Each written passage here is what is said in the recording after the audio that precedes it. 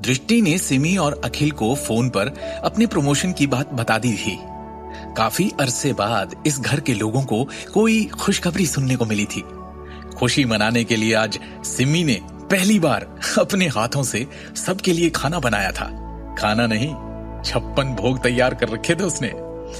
हमारी बेटी को कंपनी में चीफ डिजाइन अधिकारी की पोस्ट मिल गई है। उसे करोड़ों के ज्वेलरी प्रोजेक्ट का इंचार्ज भी बनाया गया है। मेरा तो नाचने को मन कर रहा है। आज हमारा पूरा परिवार जश्न मनाएगा। सिमी ने खाने की मेज पर खुशी से कहा और अपने हाथों से रेड वाइन की एक बोतल खोली। माँ, मैं इस समय केवल एक एक्टिंग डायरेक्टर हूँ। मेन पोस्ट तो मुझे तब मिलेगी जब मेरे डिजाइन्स सबके मुकाबले में जीत पाएंगे, दृष्टि ने गंभीरता से कहा। ये एक्टिंग वैक्टिंग कुछ नहीं होता। चेयरमैन विक्रम टोकस को तेरी काबिलियत पे इतना भरोसा है तो तुझे कोई नहीं रोक सकता, वो तान्या भी नहीं। आज से तू हमारे परिवार का गुरूर है। देखना, अब वो चीफ ज्वेलरी डिजाइनर तान्या भी तेरे ऑर्डर पे नाचेगी, सिमी ने खुशी से कहा। अखिल नारंग ने एक गंभीर संतुष्ट अभिव्यक्ति के साथ कहा। दृष्टि, मुझे लगता है इन नए चेयरमैन विक्रम टोकस को योग्यताओं की परवाह नहीं है। वो केवल उन्हें ही बढ़ावा देंगे जिनके अंदर काबिलियत है, क्षमता है। बेटा, ऐसे सुनहरे अवसर हर रोज नहीं मिलते। तुम्हें मिला है तो उसका पूरी लगन और मेहनत के साथ इस्तेमाल करो। क्योंकि हमारे परिवार का नारंग ग्रुप के अंदर ज्यादा प्रभाव नहीं है, इसलिए हमें भी सावधान रहना होगा और भविष्य में लो प्रोफाइल रखना होगा। हाँ पापा, मुझे पता है, दृष्टि ने सिर हिलाया और कहा। अरे हाँ, मैंने ये भी सुना कि शिवम ने कंपनी में फिर किसी को नाराज कर दिया है।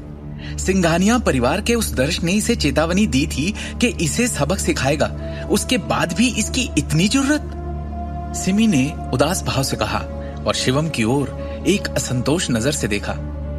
किसी काम के तो तुम हो नहीं, बस परेशानियां खड़ी करते हो हमारे लिए। दृष्टि को अपनी कंपनी में तुम्हें लाना ही नहीं चाहिए था। इसके अलावा दृष्टि, सिमी ने बोलना जारी रखा, मैंने सुना है तुमने शिवम को अपना असिस्टेंट बनने की भी अनुमति दे दी है। क्या मजाक है ये? किस लायक है ये? ऐसा ना हो इसके कारण तुम्हारा बना बनाया काम भी बिगड़ जाए। अपनी माँ की बात मानो और कल ही ऑफिस जाकर किसी और असिस्टेंट की व्यवस्था करो। बहुत गलत है ये फैसला। माँ प्लीज, आपको नहीं पता, विक्रम सर ने मुझे जो इस पोस्ट के लिए चुना है, उनके इस फैसले में शिवम का बहुत बड़ा योगदान है। दृष्टि ने कहा, हम ऑफिस में क्या काम करते हैं, कैसे करते हैं, उस मामले में आपको चिंता करने की जरूरत नहीं है। ठीक है, तो इसे अभी के लिए ये पोस्ट संभालने दो। सिमी ने झिझकते हुए शिवम की ओर देखा और झिझकते हुए अपनी सहमति व्यक्त की। लेकिन शिवम, बेहतर होगा कि तुम हमारे परिवार के लिए अब और परेशानी खड़ी मत करना। तुम्हें बस कंपनी में दृष्टि की मदद करनी है, उसे अपने साथ नीचे नहीं खींचना, वरना इस बार मुझे ही तुम्हें सबक सिखाना पड़ेगा। उसी वक्त अखिल ने देखा कि उसका सिगरेट का डिब्बा खाली हो चुका है। उसने शिवम से कहा, शिवम, क्या बाहर जाके मेरे लिए सिगरेट का डब्बा ले आओगे? शिवम ने हाँ में सिर हिलाया और बाहर जाने के लिए दरवाजे की ओर बढ़ गया। पिछले 2 वर्षों से सिमी के साथ रहने के बाद शिवम को उसका झुंझलाना और ताने सुनने की आदत हो गई थी। अब उसे इन बातों की परवाह नहीं थी। घर से कुछ ही दूर चौराहे पर एक छोटी सी दुकान में सिगरेट के 2 डिब्बे खरीदने के बाद शिवम वापस जाने ही वाला था कि एक गाड़ी के जोर से ब्रेक लगने की आवाज आई और एक काली टोयोटा प्राडो अचानक ठीक उसके सामने आकर रुक गई। यही है वो शिवम गांधी। हाँ, वही फालतू सड़क से उठाया हुआ लड़का जिसे हमारे बॉस ने उठा लाने का आदेश दिया है। शिवम के बारे में बोलते हुए 2 लंबे चौड़े भयानक दिखने वाले आदमी अचानक कार से उतरे और शिवम की ओर ऐसे देखा जैसे उसे कच्चा चबा जाएंगे। शिवम ने जरा हैरानी के साथ पूछा, क्या तुम लोग यहाँ मेरे लिए आए हो? तुझे क्या लगता है? मोटे आदमी ने एक ठंडी खतरनाक मुस्कान के साथ कहा। इसके पहले कि शिवम कुछ सोच समझ पाता, उस आदमी ने उसके चेहरे की ओर एक मुक्का जड़ने के लिए अपनी मुट्ठी हवा में उछाली। आधे सेकंड के अंदर ही अंदर शिवम खुद पर होने वाले उस हमले को भांप लेता है और खुद को बाल बाल बचने में सफल होता है। दोनों हमलावरों की तेजता और गति को देखते हुए उसे एहसास हो गया था कि ये दोनों किसी के भेजे हुए भाड़े के लड़ाके थे, जिन्होंने लड़ाई में प्रोफेशनल ट्रेनिंग ले रखी थी। बहुत तेज प्रतिक्रिया है तेरी, मोटे आदमी ने अपना मुक्का छूटने के बाद हल्के झटके से कहा, तो मतलब निशाना तेरी टांगों को बनाना होगा, लंगड़ा करना होगा तुझे। जैसे ही दोनों मोटे आदमियों ने बाघों की तरह भयंकर भाव प्रकट किए, वो दोनों तरफ से एक साथ शिवम की ओर दौड़े और उसके घुटने पर भयानक लात मारी। बगल की ओर झुकते हुए शिवम ने अपने शरीर को घुमाते हुए और अपने पैरों को उन दोनों की ओर घुमाते हुए जवाबी कार्रवाई की। उसी पल हवा की एक जोरदार आवाज आई और उसके साथ कुछ टकराने की, क्योंकि उनके वार खाली गए, लेकिन शिवम अपनी एक एक टांग से उन दोनों की टांग पर वार करने में सफल हुआ। पलक झपकते ही दोनों मोटे आदमी कई मीटर दूर उड़ गए और ठंडी कठोर जमीन पर जोरदार टक्कर और आवाज के साथ जोर से गिरे। मुंह से खून थूकते हुए दोनों ने शिवम की ओर देखा। उनकी आंखों में अब डर था, जबरदस्त डर। उन्हें ये विश्वास करना भयानक लगा कि कैसे शिवम ने उन्हें केवल 2 किक से अपंग कर दिया था। इतने क्रूर कौशल से नवाजे हुए इंसान को कैसे लोग नकारा और निकम्मा कहते हैं? क्या इसके बारे में जो अफवाह है वो गलत है? उन दोनों धूर्त आदमियों ने मन ही मन अपने इस हालात को श्राप दिया जिसने उन्हें शिवम के पास भेजा। इस नौकरी को स्वीकार करने के पहले वो वास्तव में मानते थे कि उन्हें हराना किसी के बस की बात नहीं।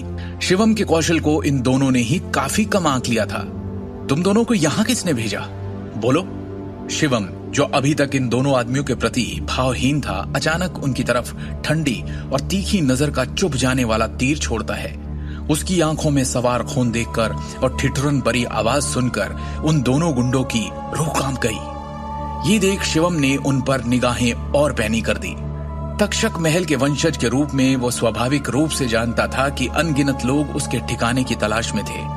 यही वजह है कि वो अपने पीछे कभी कोई ऐसा सुराग नहीं छोड़ता था जिसका इस्तेमाल उसके दुश्मन उसका पता लगाने के लिए कर सकते थे। और सबसे बड़ी और महत्वपूर्ण बात, ये क्षेत्र वो शहर था जहां दृष्टि का परिवार रहता था।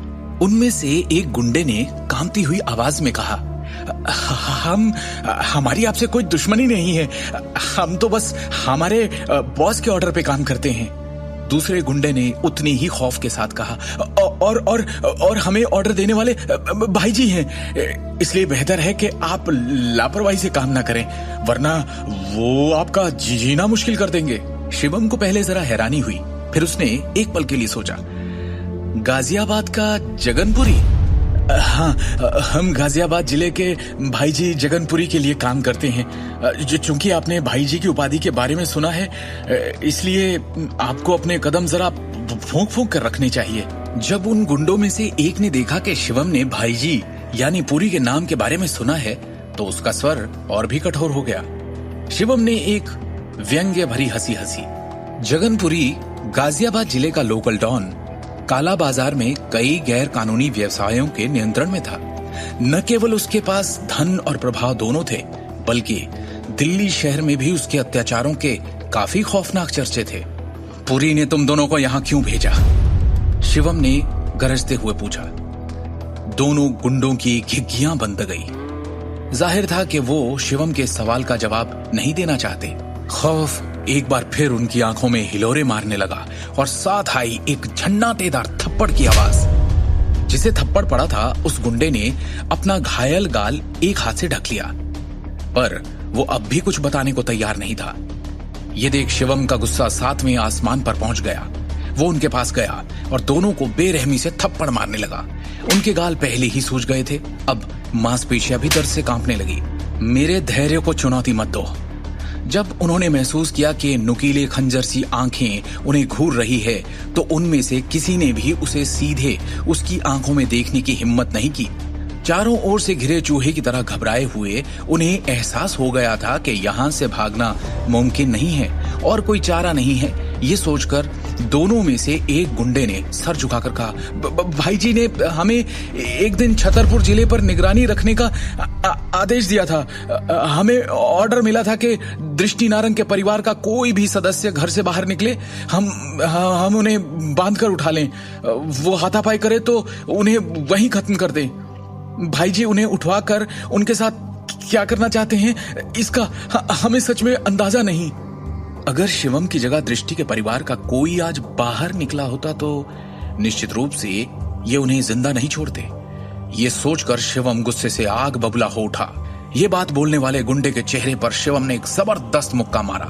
वो दर्द से तड़प कर छटपटाने लगा। उसके माथे से खून बह रहा था, पर शिवम ने उस पर कोई दया नहीं दिखाई। मुझे पूरी के पास ले चलो, शिवम ने ठंडे स्वर में कहा। उसे लग रहा था उसे दृष्टि के परिवार को जल्दी ही किसी सुरक्षित जगह ले जाना होगा, क्योंकि छतरपुर में दुश्मनों की नजर अब उन पर थी। भले ही इन गुंडों ने तक्षक विद्या सीख रखी है, पर शिवम के सामने ये नौसिखिए थे। इस बात से शिवम को एहसास हुआ कि प्राचीन मार्शल आर्ट की दुनिया के लोगों को अभी तक उसके ठिकाने का पता नहीं चल पाया है। शिवम ने फैसला कर लिया कि वो जगनपुरी से मिलेगा और इन सब के पीछे जो भी है वो उसे ढूंढ कर रहेगा। शिवम की शक्तिशाली मार्शल पावर को प्रत्यक्ष रूप से देखने के बाद दोनों गुंडों ने विरोध करने की हिम्मत नहीं की और आज्ञाकारी ढंग से शिवम को साथ लेकर वहां से चल दिए। 20 मिनट बाद टोयोटा प्राडो शहर के दक्षिणी हिस्से कनॉट प्लेस में स्थित स्काई टावर के सबसे बड़े नाइट क्लब में रुक गई। गुंडों के नेतृत्व के बाद शिवम स्काई टावर की तीसरी मंजिल तक जाने के लिए आगे बढ़ा।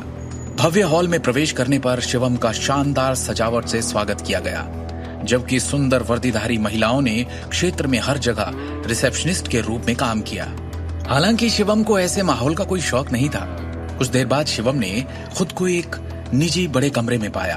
उज्जवल रोशनी वाले कमरे के बीच में एक सम्मेलन की मेज थी, जिसके चारों ओर 10 से अधिक लोग थे। वो सभी बेहद क्रूर लग रहे थे, क्योंकि उनकी उजागर त्वचा टैटू से भरी थी, जिसने उनकी डरावनी उपस्थिति में और योगदान दिया। सम्मेलन की मेज के दूसरे छोर पर एक दुबले पतले अधेड़ उम्र के व्यक्ति के साथ एक भयावह उपस्थिति बैठी थी। एक फूलदार कमीज पहने वो लगातार अपने हाथ में रुद्राक्ष की डोरी डालकर खेल रहा था। मैं निश्चित रूप से आपकी हिम्मत से प्रभावित हूँ, मेरे आदमियों को पीटने और फिर भी मेरे पास आने की हिम्मत करने के लिए। पूरी ने अपने मुंह में एक सिगार लेकर बात की। ऐसा लग रहा था कि वो शिवम की तरफ देख रहा है। आप जगनपुरी हैं, है ना? मेरे पास गुंडे भेजने के लिए किसने आपको ऑर्डर दिया? शिवम ने शांति से पूछा। हाँ, पुरी ने तिरस्कार से भरी अभिव्यक्ति के साथ कहा। दिल्ली शहर में काफी साल रहा, पर तुम्हारे जैसा बेवकूफ कभी नहीं देखा। मेरे क्षेत्र में दौड़ने के बाद भी तुमने इतना अहंकारी व्यवहार करने की हिम्मत कैसे की? क्या लगता है तुम्हें? हो कौन तुम? तुम्हारे पास स्वर्ग का रास्ता था, फिर भी तुमने नरक का चुना। पुरी ने अपनी उंगलियां थपथपाने से पहले कहा। अपाहिज कर दो इसे। हाँ भाई जी। उसी पल में सम्मेलन की मेज के चारों ओर काले रंग के दर्जनों पुरुष ने शिवम को खतरनाक रूप से देखा। पुरी के 30 से अधिक आदमी टेबल के नीचे से 1 मीटर से अधिक लंबी स्टील की छड़ें निकालने के लिए आगे बढ़े और शिवम की ओर दौड़ पड़े। उनकी प्रत्येक गतिविधि तेज लेकिन हिंसक थी। जैसे ही उन्होंने अपनी स्टील की छड़ें शिवम की खोपड़ी की ओर घुमाई, ऐसा लगा जैसे शिवम की मौत आज निश्चित है। क्या होगा शिवम का? क्या वो स्काई टावर से जिंदा निकल पाएगा? क्या दुश्मनी है जगनपुरी की दृष्टि के परिवार से? शिवम से सामना होने के बाद वो दृष्टि के परिवार के साथ क्या करेगा? शिवम द हिडन वॉरियर के सारे एपिसोड्स को सुनने के लिए डिस्क्रिप्शन में दी लिंक से डाउनलोड करें पॉकेट FM ऐप।